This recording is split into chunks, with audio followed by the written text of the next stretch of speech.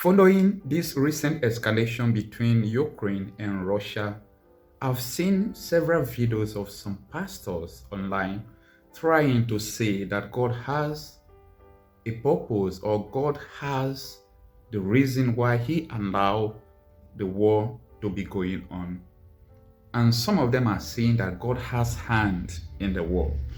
Listen, I'm not ignorant of Ecclesiastes chapter 1 verse 3 that says that there is time for everything and purpose for everything under the heaven.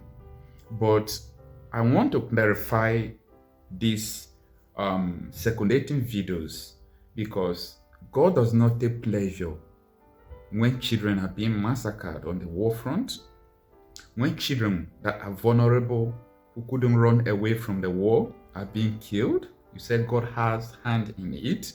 Absolutely, that is not the kind of God that we serve, and that is not the kind of God that we worship.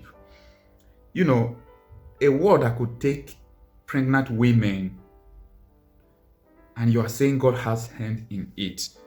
On my own opinion, I know that we serve a loving God who do not take pleasure in killing children, who do not take pleasure in allowing death of innocent people. We serve God who do not take pleasures in war. We serve God that is love personified. After all, one of the most famous chapter and verse of the Bible, John 3:16, says, "For God so loved the world, that He sent His only begotten Son, that whosoever believes in Him shall not perish, but have everlasting life." And He said in the following verse that God did not send His Son into the world to condemn or to kill us, but He have sent His Son that we may have life and life in abundance. So the same Gospel of John also made me to understand in John 10:10 that the mission of the devil is to kill, is to steal, and to destroy. So when things are going on, when wars are going on, I don't say that God has hand in it or God has a purpose, because a lot of people could start war. They did not consult God before starting the war. That is to say, if they even know God, some of them don't think or reason that there is even God. So there are a lot of things that men are doing that has nothing to do with God. The wars that leaders are starting, that the wars that leaders have fought, even the wars that they are still planning to fight, has nothing to do with God. It has nothing to do with God. God does not take pleasure in all these things that is going on. It is our own fault. We human beings, because God has given us authority, we are using the authority, the sense, the characteristics of God that God has embedded in us. We are using it against nature and against God. That is the simple truth. One of the greatest things that God has given to man is the gift of the will. You know, God gives you the will, but God will not use the will for you. God will allow you to use your will. God gives you your will.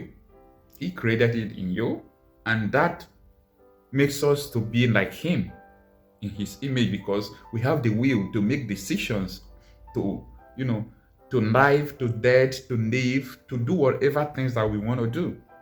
So God gives us this freedom to make this decision, even to the detriment to Him, because we could choose that we will not acknowledge God. We could choose that let us do anything we like with our will. But remember, at the end, that is the essence of judgment. As said in the book of Hebrews, that is appointed unto man once to die, and after death comes judgment. So let us focus on the love of God instead of trying to define or trying to defend what is going on, that God has a purpose. Yes, even though God sees it, God is aware, God knows what is going on. I am not disputing the fact that God is omniscient. He knows everything and He sees everything. But men are the cause of wars that are going on, not God. And if you do not acknowledge God, if you do not call God, if you do not invite God to take action into your affairs, into the world that is going on, into so many things that are going on around the world, God will not come to take, action or charge of anything. The big picture is this. Genesis chapter 1, verse 26, God said, "Let us make man in our own image and after our likeness, and let them have dominion." So God has given us dominion, not Him dominating with us. But He said, let us, give them dominion.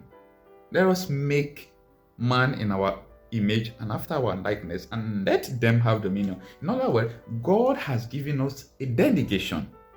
He has given us authority. He delegated this rulership to us. So when we mismanage the earth, we should not say that God's hand is involved. We are responsible for everything that is going on. Until we meet again, and I hope you understand this short video. My name is Okocha Happy Marcel. Shalom.